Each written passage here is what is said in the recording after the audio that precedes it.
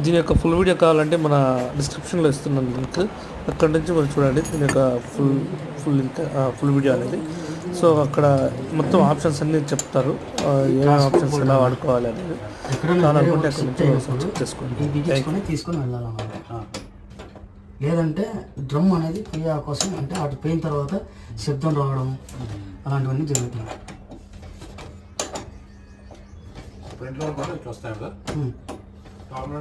Top లోడ్కి ఏం ఉండదు.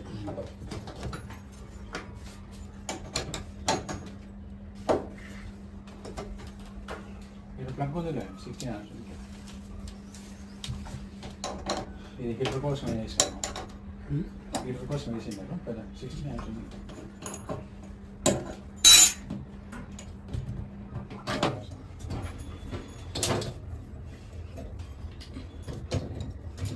ఈ వోల్టాలు వేస్తాను, ఇది అవసరం లేదు కదా.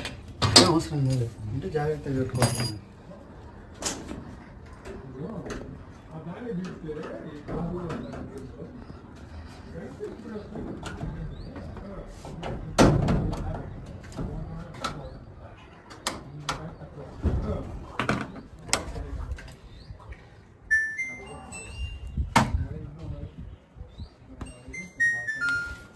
ఇది చెప్తా వింటారు.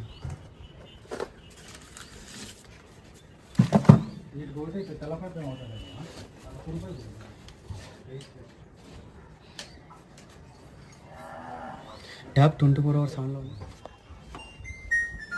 అంటే మనం బట్టలు దగ్గర 7 జతలు కానీ 8 జతలు కానీ వేసుకోవచ్చు. ఎక్కువ వేసుకున్నాం అంటే డ్రమ్ అనేది ఏవి లోడ్ అవుతుంది.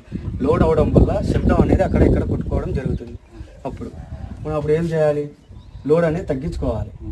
మనం 7 జతలు కానీ 8 జతలు కానీ వేసుకోవచ్చు. ఇంకా తక్కువ వేసుకున్నా నో ప్రాబ్లం. 1 hour గ్యాప్ ఇచ్చి సెకండ్ టైం కూడా యూజ్ చేసుకోండి. సెకండ్ టైంలో కూడా 1 hour గ్యాప్ ఇచ్చి థర్డ్ టైం కూడా యూజ్ చేసుకోండి, నో ప్రాబ్లం దానికైతే. కానీ ఒక్కసారి వాష్ చేసిన తర్వాత గ్యాప్ అనేది కంపల్సరీగా ఉండాలి. హాఫ్ అన్ అవర్ కానీ 1 hour కానీ. మనకి బట్టలు దగ్గరికి తెచ్చుకున్న తర్వాత డోర్ తీసి బట్టలు ముదరు చుట్టి వేయకూడదు, ఒక్కొక్కటి వేసేయాలి. వేసేసిన తర్వాత ఇక్కడ దీంట్లో మాత్రం ఎక్కుకోకుండా లోపలికి చూసుకోవాలి.